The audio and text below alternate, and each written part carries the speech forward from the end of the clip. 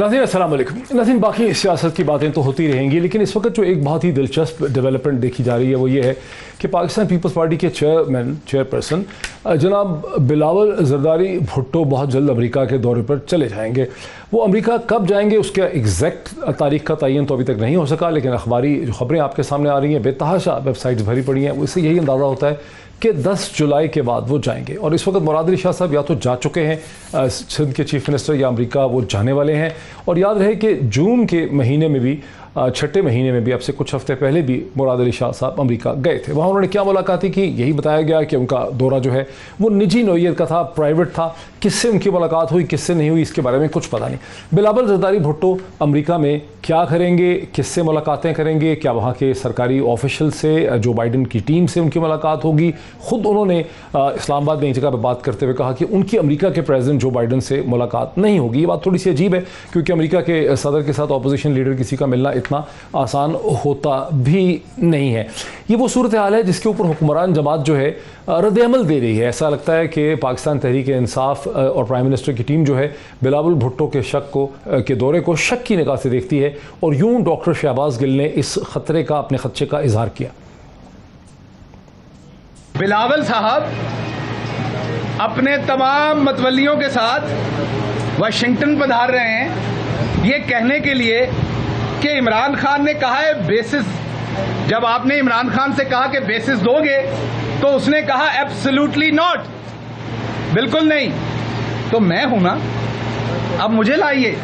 बिलावल साहब जाके कहेंगे साथी क्या बात है, हम आपके गुलाम हैं, आप हुकूमत में लाएं हमें, हम सब कुछ करने को तैयार हैं।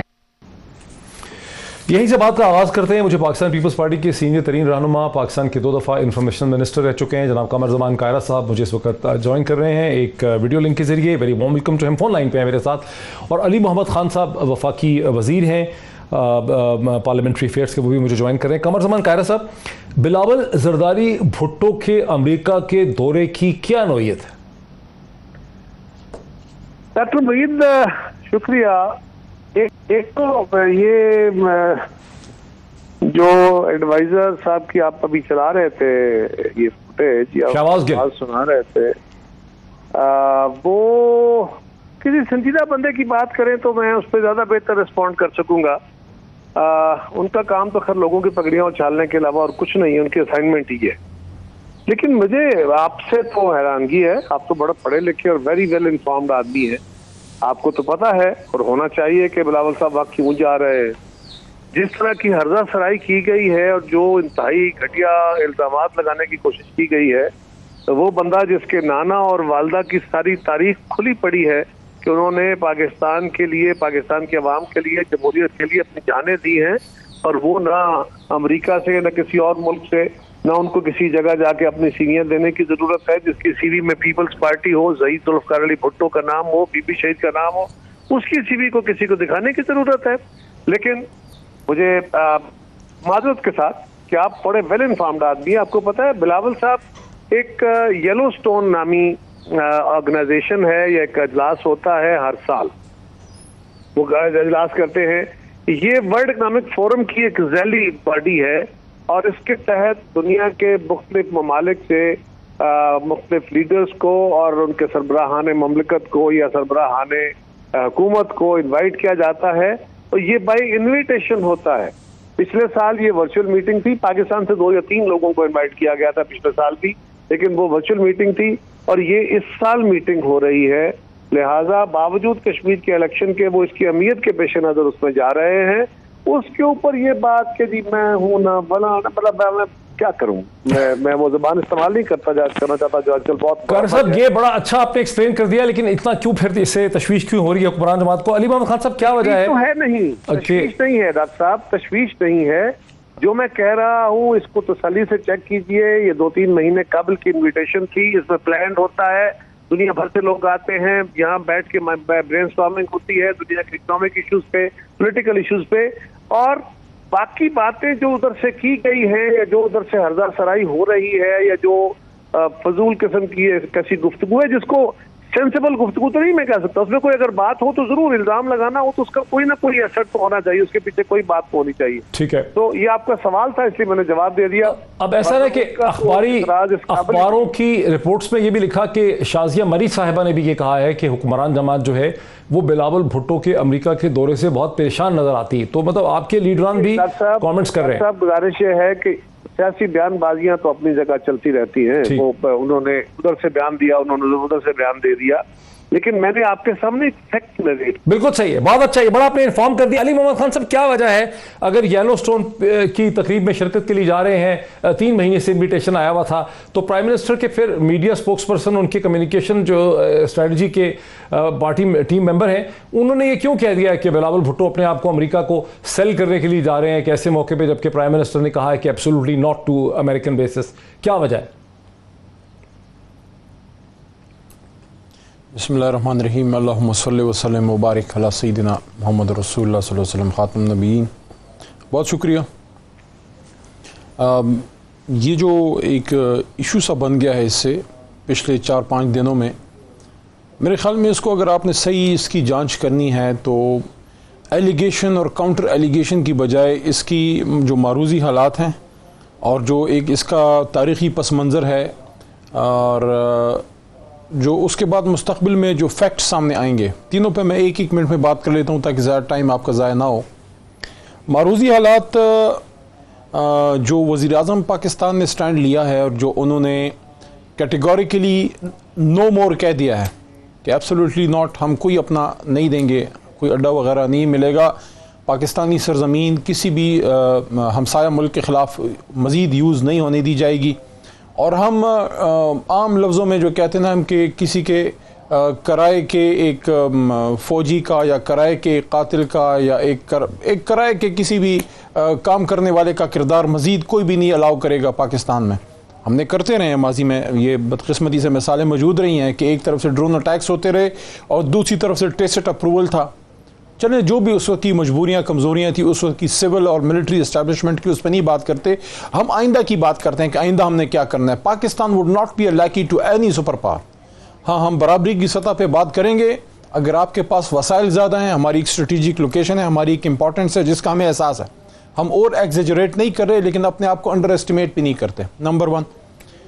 तो इस तरह से जब एक मजबूत स्टैंड लिया है, उन हालात में अचानक बिलावल साहब का ये उनकी तरफ से, उनकी टीम की तरफ से आना कि वो जा रहे हैं, तो खदशात आईब्रोज रेज हुए।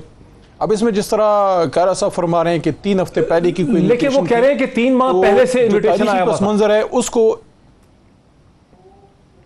जी, जो तारीखी पस मंजर है उस पर बात करने से पहले मैं थोड़ा सा फैक्चुअल पे आ जाता हूँ कि वाज़े होगा बिलावल साहब के अमेरिका जाने के बाद उनकी एंगेजमेंट से, क्योंकि वो ज़ाहिर है चेयरमैन है पीपल्स पार्टी के, तो उनकी वहाँ मूवमेंट्स कोई ढकी छुपी तो नहीं होंगी और मीडिया की भी उन पर नज़र होगी। तो अगर वो जो शेड्यूल्ड उनकी इन्विटेशन है, अगर वहाँ पे जाते हैं और वो सारा होता है, वो तो चले नॉर्मल होगा, लेकिन अगर वहाँ कोई मुलाकातें होती हैं फिर उसमें ज़रूर सवाल उठेंगे। अब यहाँ पे तारीख़ी पस मंज़र बीच में आता है और वो ये है कि बिल्कुल मैं इस बात से इनकार नहीं करता जो कायरा साहब ने भुट्टो साहब के, जुल्फ़िकार भुट्टो साहब की बात की है, लेकिन ये भी एक हकीकत ज़रूर है कि 2 दफ़ा मोहतरमा बेनज़ीर भुट्टो शहीद साहिबा 2 दफ़ा मुल्क से बाहर एग्ज़ाइल में रहीं, एक ज़िया साहब के ज़माने में और एक सेल्फ एग्ज़ाइल उनका मुशर्रफ साहब के ज़माने में। डॉटर ऑफ द ईस्ट में ख़ुद इस बात का वो इकरार करती हैं अपनी किताब में कि वहाँ उनके राब्ते रहे। ज़ाहिर है एक एग्ज़ाइल में लीडर थी, पॉलिटिकल एज़ाइलम सॉर्ट ऑफ लिया हुआ था, तो उनके राब्ते वहाँ एक कुदरती अमर था, लेकिन बहरहाल रहे। लेकिन दूसरी बार जब मुशर्रफ साहब के ज़माने में बाहर रहीं तब भी उन्होंने एंगेज किया, कैपिटल हिल से एंगेज किया, वहाँ उनकी सिविल एडमिनिस्ट्रेशन की, उनकी सिविल ब्यूरोक्रेसी जो उनकी है और पॉलिटिकल एडमिनिस्ट्रेशन से उनके राब्ते और उनके इवन यहाँ तक के ईमेल्स के भी राब्ते और लॉबिंग और मुख्तलिफ लॉबियस्ट को हायर करना, तो अमेरिका का एक फैक्टर पाकिस्तानी सियासत में बदकिस्मती से रहा है। तो इन तनाज़ुर में बिलावल साहब का जाना थोड़े से आईब्रोज और थोड़े से शकूक शुबहात ज़रूर हैं।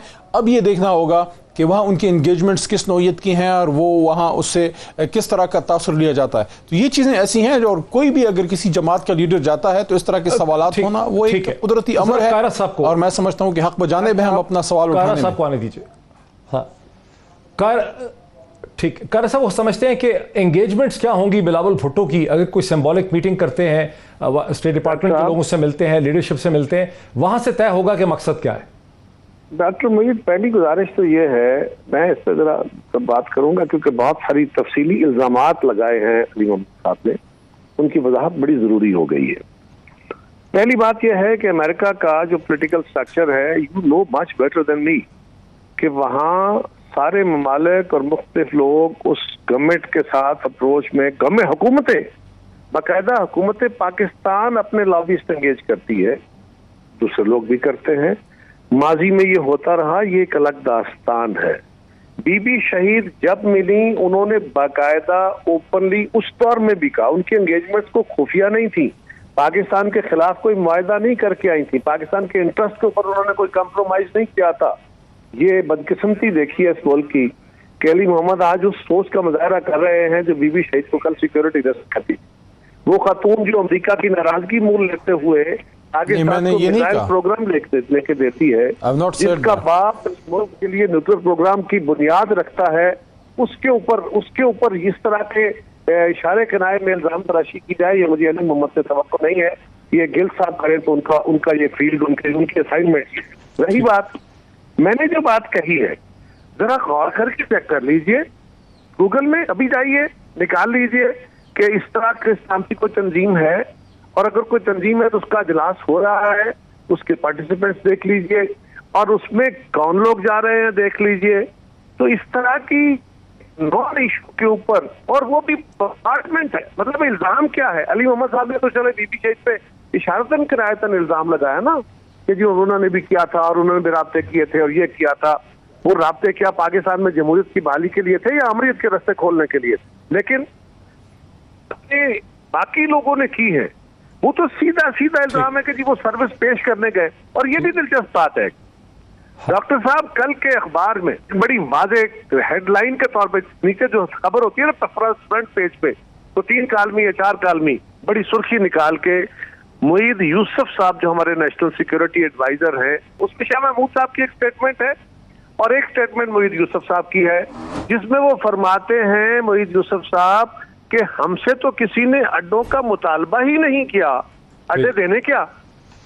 और यही बात हमारे ब्रेक ले लूं कायरा साहब, ब्रेक ले लूं, ये अच्छा नुक्ता आपने उठाया। एक मिनट रुक जाइए, अभी रुक जाइए ना, एक मिनट ब्रेक बाद में फिर आर्गुमेंट टूट जाएगा। दूसरी, शाह महमूद कुरैशी, इस वक्त सारी डिबेट इस पे है ना, दो मोर और फला मोर, ओके, आप कह रहे हैं, मैं नहीं कह रहा, अखबार में लिखा है। दूसरा, शाह महमूद कुरैशी साहब ने बाकायदा लिखा, उनकी तरफ से स्टेटमेंट है, उन्होंने बाकायदा स्टेटमेंट दी उस पर।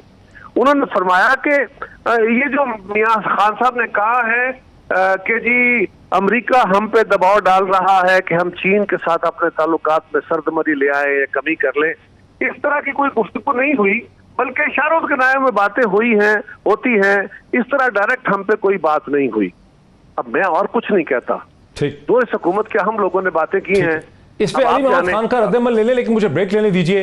एक ब्रेक के बाद इसी हाई दिलचस्प गुफ्तगू को आगे बढ़ाते हैं आफ्टर द ब्रेक। नाज़रीन वेलकम बैक। नाज़रीन, जैसे कि आप देख चुके हैं कि बिलावल ज़रदारी भुट्टो चुके 10 जुलाई के बाद अमेरिका तशरीफ़ ले जा रहे हैं। कमर ज़मान कायरा साहब जो पाकिस्तान के इंफॉर्मेशन मिनिस्टर रह चुके हैं, उन्होंने बताया कि येलो स्टोन सोसाइटी गालिबन जो है उसने उनको इन्वाइट किया। ये और बात है कि जब हमने गूगल पे सर्च की तो कोई वाज़े तौर पर कुछ पता नहीं चल सका, कोई उसके हवाले से किसी किस्म की कोई एंट्री न्यूज़ सामने नहीं आ रही। अली मोहम्मद खान साहब, आपकी हुकूमत ने भी अपनी रिसर्च की होगी, क्योंकि कायरा साहब कह रहे हैं कि बहुत बड़ा एक इवेंट हो रहा है, हमें वैसे इतला नहीं मिल पा रही उसकी कोई ठीक तरह से, लेकिन आपकी हुकूमत की आखिर अंडरस्टैंडिंग है क्या कि बिलावल ज़रदारी भुट्टो वहां कहां तशरीफ ले जा रहे हैं? देखिए, ये तो उनकी जमात बेहतर बता सकती है, मुझे तो नहीं पता कोई येलो स्टोन या जो भी पतनी स्टोन है। ठीक है, वो एक एज अ पॉलिटिकल लीडर जाके अगर वहाँ कोई प्रोग्राम अटेंड करते हैं, लेकिन मुझे बड़ा अजीब लगा कि कायरा साहब ने कहा कि भाई हमने कोई इशारों कनामे में, क्या बात हमने इशारों कनामे में की है। सबसे पहली बात तो यह है कि मुहब्ब वतन पाकिस्तानी ये भी हैं, हम भी हैं, इनकी लीडरशिप भी हमारी भी है।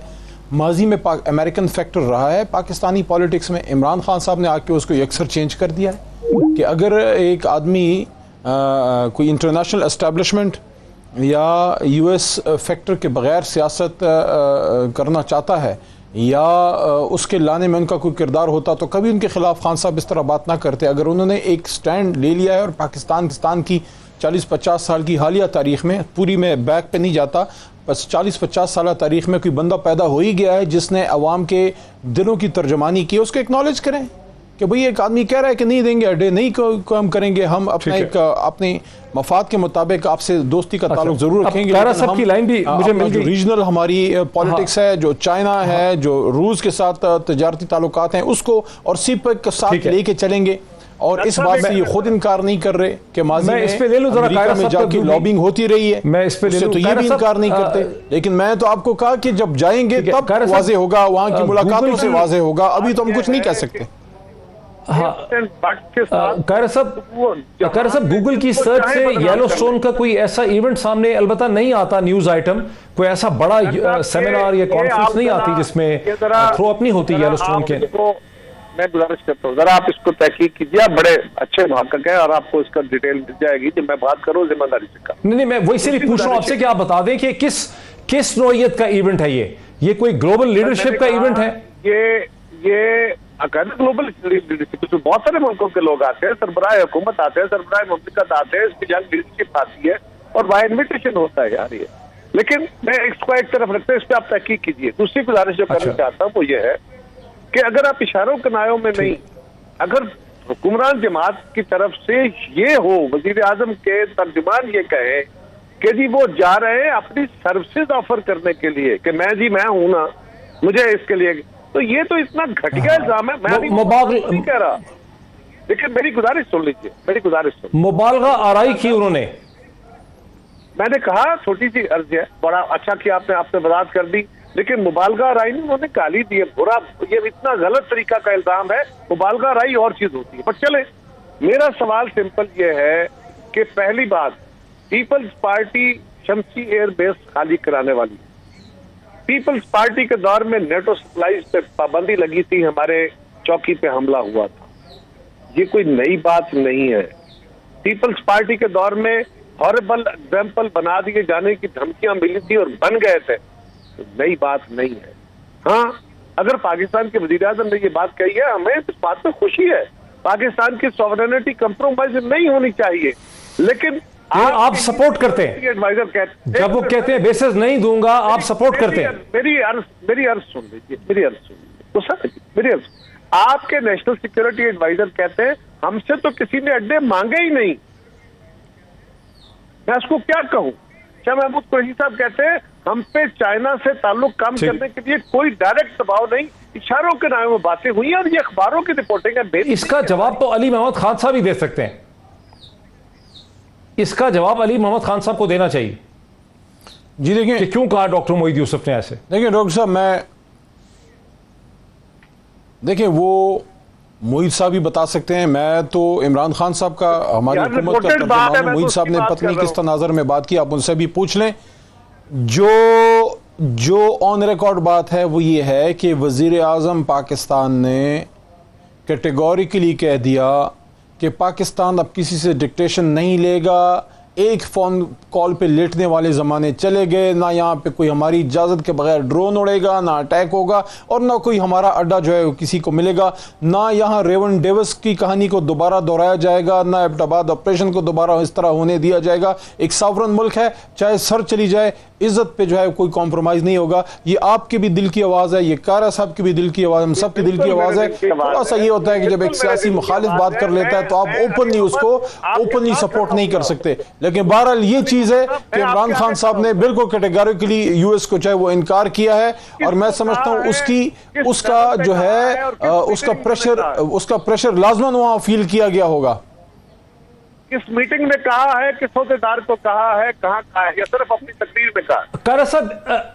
कायरा साहब, ये प्राइम मिनिस्टर ने एचबीओ के इंटरव्यू में कहा था, ये ऐन मुमकिन है कि वज़ीर आज़म को खर्चा था, प्राइवेटली पता था, उन्होंने प्रीएम्प्टिवली, किसी अमरीकी मीटिंग में तो नहीं, हाँ उन्होंने प्रीएम्प्टिवली तौर पर अमेरिका को की आंखों में आंखें डाल के कहा अपनी पोजीशन दे दी है। वो नहीं है, हम वो नहीं है। देखिए ना अली मोहम्मद, मैं सिर्फ ये कह रहा हूँ कि आपके वजीर खारजा कह रहे हैं और आपके नेशनल सिक्योरिटी एडवाइजर कह रहे हैं और अखबारों में रिपोर्टें तैयार, ये कोई, और आप हुकूमत के तर्जुमान है, और ये आज कोई अचानक खबर नहीं आई, मैं आपको कोई खुफिया खबर सुना रहा हूँ, ये कल के अखबार आज की खबर है। बेसिकली वो कह रहे हैं कि प्राइम मिनिस्टर की पोजीशन एक है और फॉरेन मिनिस्टर और एनएसए की पोजीशन डिफरेंट है, ऐसा क्यों है? नहीं, मैं बिल्कुल ये नहीं कह रहा, मैं कह रहा हूं उन्होंने वजाहत की इस बात की। मुझे खुशी है, मेरा वजीर-ए-आज़म अगर ये कहेगा इमरान खान पाकिस्तान के वजीर-ए-आज़म जैसे भी हैं, हाँ वो पाकिस्तान का मुकदमा लड़ेंगे, हम उनके साथ होंगे। हम पाकिस्तान की सिक्योरिटी पे, सॉवरेनिटी पे कोई कंप्रोमाइज नहीं होने देंगे। वेरी गुड, लेकिन यार बात तो पूरी करो ना। आपके एक तरफ कुछ कहते हैं, दूसरी तरफ कुछ कहते हैं। ये खाली यहां से तकरीरों से और इंटरव्यू से आप पाकिस्तानी कौम को तो चकमा दे ले। अब आपके अपने लोग ही अगर ऐसी बातें करेंगे तो मैं मजबूरी से ये बात करूंगा। मेरा दिल तो नहीं करता इस तरह की बातें करने।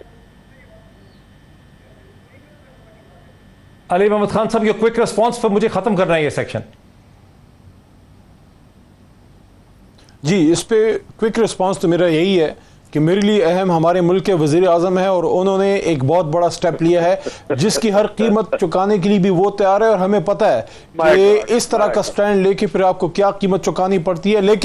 लेकिन एक मुसलमान जो है इस तरह की चीज़ों से घबराता नहीं है। बाकी जिन लोगों के आपने नाम लिए हैं, फॉरेन मिनिस्टर साहब के या नेशनल सिक्योरिटी एडवाइजर साहब के, अब उनके बयान मेरी नज़र से नहीं गुजरे। जो इंपॉर्टेंट चीज़ है वो ये है कि इमरान खान साहब से एक इंटरनेशनल मीडिया ऑर्गेनाइजेशन ने सवाल किया। इमरान खान साहब ने इनको वो जवाब दिया कि उनके भी गुमान में नहीं था कि इस तरह अचानक हमें ब्लंटली वज़ीर आज़म इनकार कर देगा।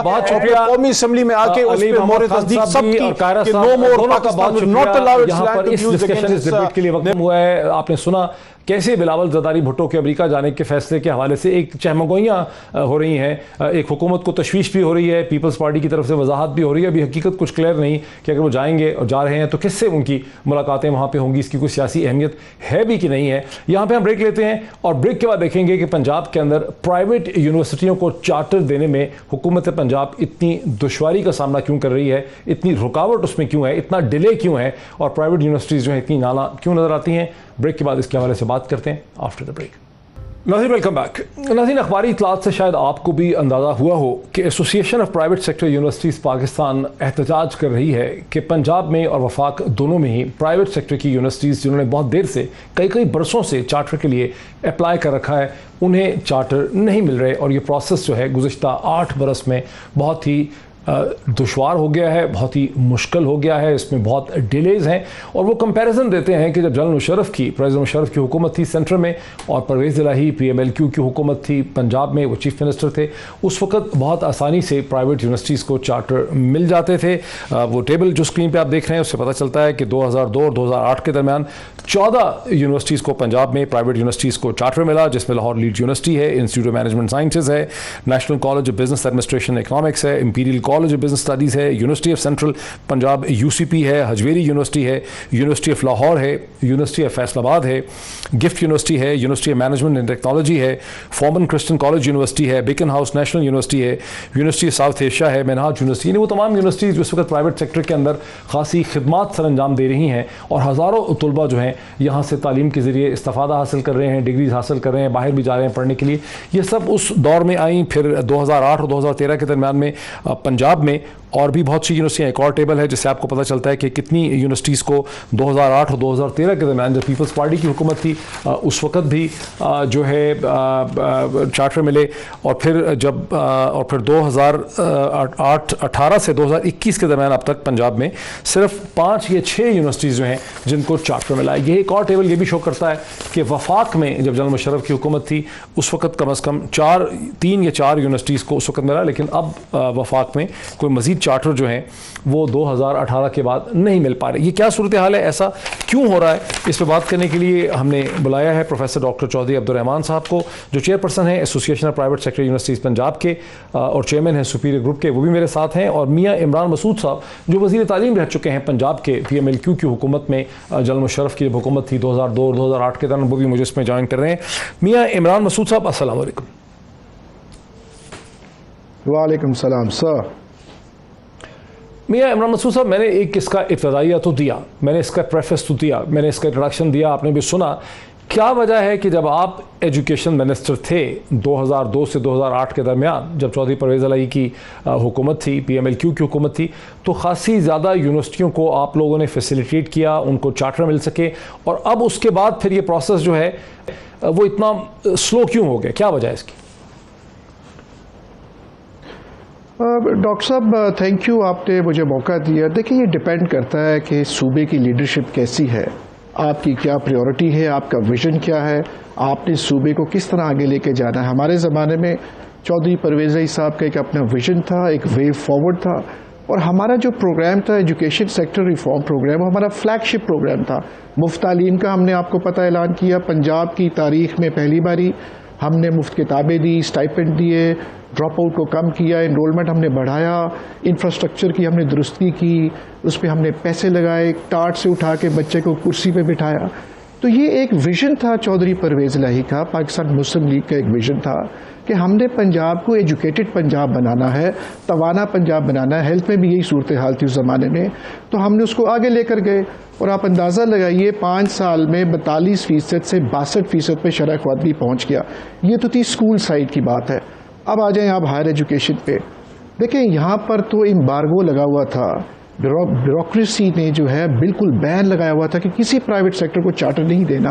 होता ये था कि लाखों स्टूडेंट्स जो है वो स्कूल सेक्टर में थे, ऊपर जब कॉलेज में जाते हैं और यूनिवर्सिटी में जब जाते हैं तो चंद स्टूडेंट्स जो थे वो यूनिवर्सिटी तक पहुँचते थे, इसलिए कि सीटें अवेलेबल ही नहीं थी, चार्टर्स थे ही नहीं, यूनिवर्सिटियां थी ही नहीं, सिर्फ 15 पब्लिक यूनिवर्सिटियां थी उस जमाने में। ठीक है। तो हमने ये प्राइवेट सेक्टर को खोला और यकीन मानिए लेजिस्लेशन हमने की, ज़बरदस्त अंदाज में की, चार्टर्स हमने खोले, प्राइवेट सेक्टर को हमने स्ट्रेंथन किया, उन्हें इंसेंटिव्स दिए, उनको हमने अपना पार्टनर समझा, और आज अल्लाह की मेहरबानी से कम से कम 15-20 साल हो गए, ये चार्टर्स ग्रो कर गए हैं, यूनिवर्सिटियां ग्रो कर गई हैं, लाखों स्टूडेंट्स जो इसमें पढ़ रहे हैं। ये सारा क्रेडिट जो है उस लीडरशिप को जाता है जिसने एक विजन दिया और जिसने उस पर काम किया। आज आप किसी भी यूनिवर्सिटी में चले जाएं, अगर आप तो सही है, लेकिन अभी मौजूदा चौधरी अब्दुल रहमान साहब भी जी ठीक। मैं फिर आता हूं आपकी तरफ, चौधरी अब्दुल रहमान साहब को भी इसमें आने दीजिए। चौधरी अब्दुल रहमान साहब, मैं आपसे शुरू करना चाह रहा था। आप चेयरपर्सन हैं association of private sector universities के।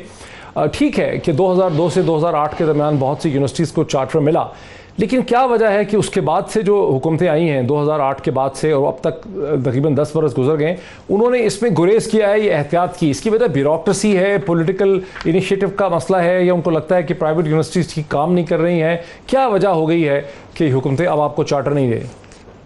डॉक्टर साहब, सबसे पहले तो मैं आपको शुक्रिया अदा करना चाहता हूँ कि इतने एजुकेशन के इम्पोर्टेंट टॉपिक पे आपने टाइम दिया, और दूसरा ये कहना चाहता हूँ कि अफसोस के साथ कहना चाहता हूँ कि किसी हुकूमत की ये प्रायोरिटी नहीं रही। हालांकि आप देखिए जितने तरक्की याफ्ता ममालिक हैं वो एजुकेशन और टेक्नोलॉजी की बेस पे तरक्की याफ्ता है। अगर कोई मुल्क एजुकेशन और टेक्नोलॉजी में आगे नहीं है तो ये तरक्की याफ्ता है ही नहीं है। ये नॉलेज इकोनॉमी का दौर है। लेकिन अफसोस, और पिछली हुकूमतों को बुरा भला कहना छोड़ें जी, ठीक है 10-10 साल से लोगों की परेशानियां थी, लेकिन ये हुकूमत तो नौजवान लेके आए थे, यूथ लेके आए थे। लेकिन अफसोस कि पिछले 3 साल से लोग जलील हो रहे हैं, दफ्तरों के चक्कर लगा रहे हैं, और जाहिर है ब्यूरोक्रेसी है। लेकिन यहाँ पार्लियामेंटेरियन का काम क्या होता है? ईज ऑफ डूइंग बिजनेस करें, ऐसे ऐसे कवानीन बनाएं जिससे आसानियां हो।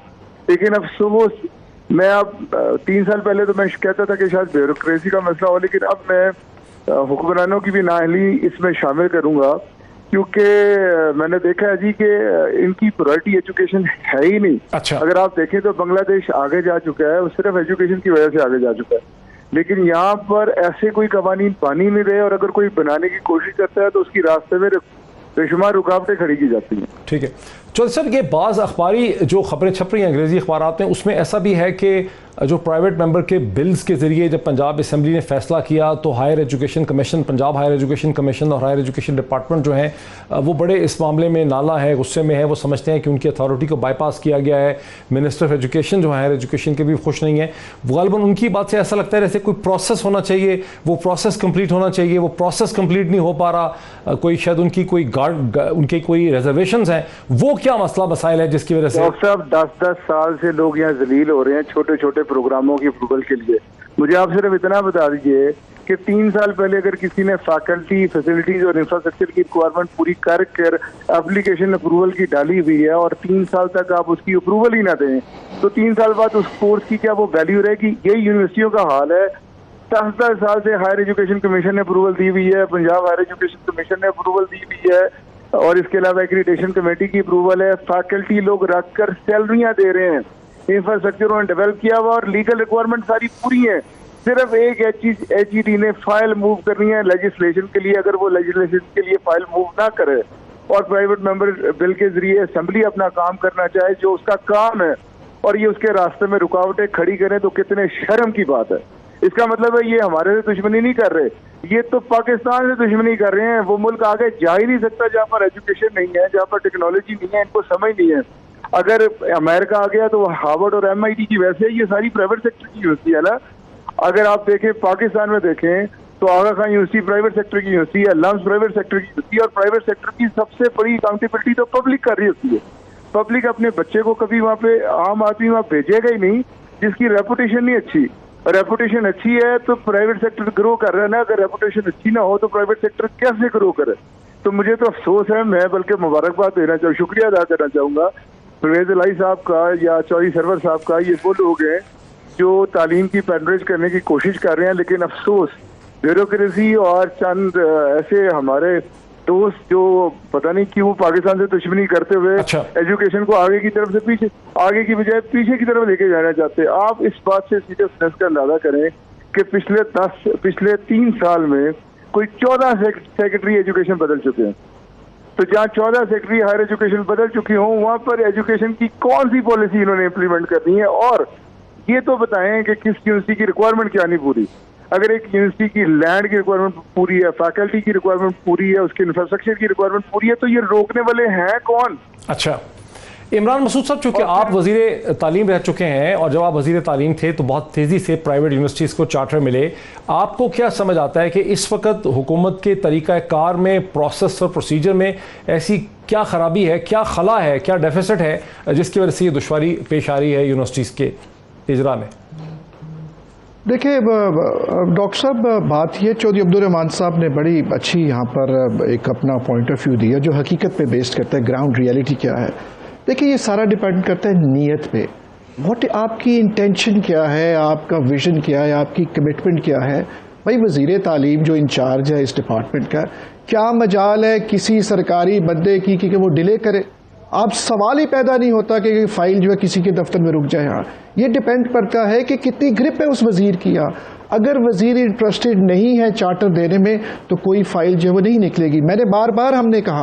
हमने बार बार राजा यासिर से कहा, भाई तुम हमारे कॉलीग हो, हम तुम्हारे अलाइड पार्टनर्स भी हैं, हुकूमत में हम दोनों हैं यहाँ पर, तो भाई आप मेहरबानी करें, आप चार्टर्स को प्रोसेस करवाएं और जल्दी करें, डिलेज को खत्म होना चाहिए। यकीन मानिए डॉक्टर साहब के लोग इन डिलेज की वजह से कोर्ट में चले गए। क्या मौकफ है? और कोर्ट में चीफ जस्टिस ऑफ इनका मौकफ ये है कि बस फाइल नहीं निकालनी, सारी रिक्वायरमेंट्स पूरी हैं। अगर मैंने MA अंग्रेजी शुरू करनी है, अपने यूनिवर्सिटी में करनी है, कोई प्रोग्राम शुरू करना है, मैं उसकी दरख्वास्त दूंगा, एक चेक लिस्ट है, एक प्रोसेस है, वो अप्रूवल होता है, एक्रेडिटेशन कमेटी आती है, विजिट होता है, रिक्वायरमेंट पूरी करते हैं। वो फाइल जो है वो 5 दफ्तरों में जाके फंस जाती है। PHEC से निकलती है, HED में जाती है, HED से निकलती है, CM ऑफिस में जाती है, CM से निकलती है, लॉ डिपार्टमेंट में जाती है, वहां से निकल के वापस आती है, वहां से गवर्नर हाउस में जाती है, पेटेंट का अप्रूवल चाहिए। ये सारा प्रोसेस एक MA का प्रोग्राम शुरू करने के लिए 4-4 साल लग जाते हैं। तो लिहाजा प्रॉब्लम ये है कि किसी को कोई परवाह कोई नहीं है, बिकॉज कमिटमेंट नहीं है, तो लो कोर्ट में चले गए। कोर्ट में अभी हालिया ही पेशियों में chief justice of the high court ने वो धुलाई की है एजुकेशन डिपार्टमेंट की। 1 लाख रुपया सेक्रेटरी एजुकेशन को जुर्माना किया, 1 लाख रुपया PHEC को जुर्माना किया, और 3 सफ़ों की जजमेंट वहां पे दी। इतनी सुबकी हुई है यहाँ पर एजुकेशन डिपार्टमेंट की, उन्होंने हर पहलू पर, ये जो डिलेज आते थे हर पहलू पर जजमेंट दी, पूरे पैरास दिए, और दूध का दूध और पानी का पानी कर दिया। यकीन मानिए, क्योंकि लोगों को रिलीफ नहीं मिल रहा, लोग कोर्ट में चले गए। जो डिमांड हमारी थी वो हमें महकमा तालीम में दी। एक बात मैं और बताना चाहता हूं, चार्टर्स की वजह से लोग फिर क्या गए, प्राइवेट मेंबर्स डे पे चार्टर्स पास हो गए। मैं सैल्यूट करता हूं चौधरी परवेज इलाही साहब को, जो इसकी इंपॉर्टेंस को समझते हैं। उन्होंने कानून और कायदे को मद्देनजर रखते हुए प्राइवेट मेंबर डे पे लोगों ने बिल पेश किए और वहां पर चार्टर पास हो गए। एक ऑफिशियल बिल होता है, एक नॉन ऑफिशियल बिल होता है। नॉन ऑफिशियल बिल जो है वो प्राइवेट मेंबर ड्रे पर जो है वो पेश किया जाता है। आर्टिकल 99 ऑफ द कॉन्स्टिट्यूशन जरा मुझे चौधरी अब्दुल रहमान साहब को इसमें लाने दीजिए। चौधरी अब्दुल रहमान साहब, association of private sector universities जिसको आप रिप्रेजेंट करते हैं, उसका मौकफ तो इसमें आ गया, लेकिन हुकूमत का नहीं आ सका, हम उनको ले नहीं सके, हमने कोशिश भी की। तो हमारी अगर ये कोशिश होगी कि हम उनको भी लें ताकि आपका मौकफ भी आए, उनका भी मौकफ आए, ताकि ज़्यादा बेहतर समझ आ सके कि आखिर प्रॉब्लम क्या हो गया है कि आपको इतनी दुश्वारी और दिक्कत का सामना है। तो आप हमें दोबारा जी। पिछले 1.5 साल से हमने जो गवर्नमेंट ऑफ पंजाब है उसने हायर एजुकेशन रिफॉर्म कमेटी एक बना रखी थी, जिसमें यही था कि बैठ के डायलॉग करें, वन विंडो ऑपरेशन के तहत जितने मसाइल हैं उन मसाइल को दूर करें, और ये जो बाकी पेंडिंग केसेस हैं इनको हम मतलब इनको जल्द से जल्द निपटाएं। लेकिन अफसोस कि वो 1.5 साल बातें खेल रहे हैं और आप हायर एजुकेशन रिफॉर्म कमेटी के मिनट। अच्छा, वक्त मेरा खत्म हो गया। डॉक्टर साहब, मेरी कोशिश ये होगी कि आपको दोबारा हम लेकर आएं और साथ हम हायर एजुकेशन कमीशन के मिनिस्टर को या हायर एजुकेशन कमीशन को भी ला सकें, ताकि दोनों तरफ से एक डिबेट से आपके मसला के हल में ज़्यादा बेहतर तौर पर रहनुमाई जो है वो हो सके। आज नाज़रीन इतना ही, फिर आपसे मुलाकात होती है। बहुत शुक्रिया।